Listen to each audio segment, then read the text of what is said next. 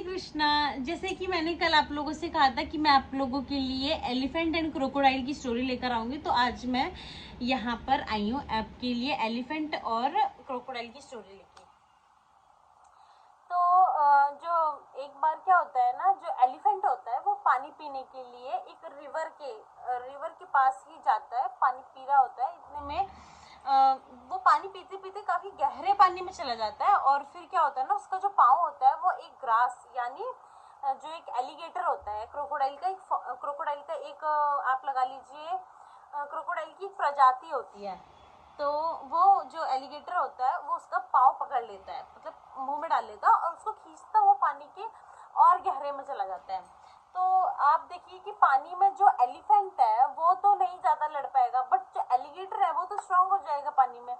तो एलिगेटर क्या करता है ना, उसको और पानी के अंदर अंदर यानी गहराई में खींच लेता है उसका पाँव, और धीरे धीरे उसको मतलब वो आप कह लीजिए कि उसको अपनी एक मील की तरह मतलब उसको कंज्यूम करने लग जाता है। और जो एलिफेंट होता है वो अपने बचाव के लिए सबको बुलाता है, अपने अब उसके परिवार वाले सारे उसके सामने खड़े होते हैं कि प्लीज मुझे बचाओ। तो पहले वो अपने बेटे को बुलाता है, अपनी पत्नी को बुलाता है, बट सब डर के मारे खड़े होते हैं कि कहीं मैं बचाने जाऊं तो इसको छोड़ के कहीं मुझे ही ना पकड़ ले। तो इसलिए क्या होता है, कोई उसको बचाने के लिए नहीं आता है, कोई भी उसको बचाने के लिए नहीं आता है। आप देखिए कि पूरा एलिफेंट जो होता है, आप देखिए एलिफेंट कितना बड़ा होता है, बट पूरा एलिफेंट जो होता है वो पूरा का पूरा नदी में जब चला जाता है, पूरे रिवर में जब वो डूब जाता है, उसके बाद उसकी सूंड इतनी सी रह जाती है, only one inch. Then last में वो जब भगवान को याद करता है ना कि प्लीज गॉड सेव मी,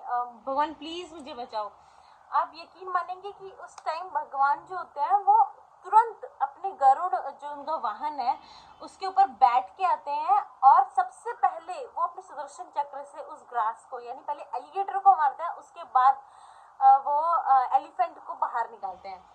तो आप देखिए कि ये स्टोरी से हमें एक तो ये भी शिक्षा मिलती है कि जो भगवान है वो सबसे पहले हम जिसके थ्रू आप भगवान के पास जा रहे हो तो सबसे पहले वो उसका उद्धार करता है, उसके बाद आप भगवान आपका उद्धार करते हैं। सॉरी, क्योंकि जो सुदर्शन चक्र है ना वो कोई ऐसा नहीं है कि वो बहुत नॉर्मल है। सुदर्शन चक्र के द्वारा जिसकी भी मृत्यु होती है ना उसका सीधे उद्धार हो जाता है। तो जिसके द्वारा भक्ति में जा रहे हो या जिसके द्वारा भगवान के पास जा रहे हो, भगवान पहले उसका उद्धार करते हैं, उसके बाद आपका उद्धार करते हैं। तो भगवान पहले क्रोकोडाइल को मारते हैं, उसके बाद जो है उसके बाद एलिफेंट को बचाते हैं। ये स्टोरी हमें ये भी कहती है कि जो क्रोकोडाइल है वो हमारे कर्मा है, वो जो हमारे कर्मा ही हमको उस तरफ ले जाते हैं, और जो एलिफेंट है वो हम है, जो कि जिस तरह कर्मा हमको हर चीज हमें लाइफ में दिलवाता है, हर चीज हमें फेस करवाता है, उसी तरह ये स्टोरी ये भी दर्शाती है कि ये सारा कर्मा ही है जो हमारे पास लौट के आता है। हाँ, हम कभी भी भगवान की शरण में चले जाएं तो ये सारा धीरे धीरे करके खत्म होने लगेगा, और हमें भगवान की शरण में जाने से ऐसा नहीं है कि हमें दुख नहीं मिलेगा या कभी दुख ही नहीं मिलेगा, हम कभी दुखी ही नहीं होंगे। बस भगवान की शरण में जाने से हमें ये एक एडवांटेज होता है कि हमें दुख फील नहीं होता है। हमें कुछ कितनी भी दुख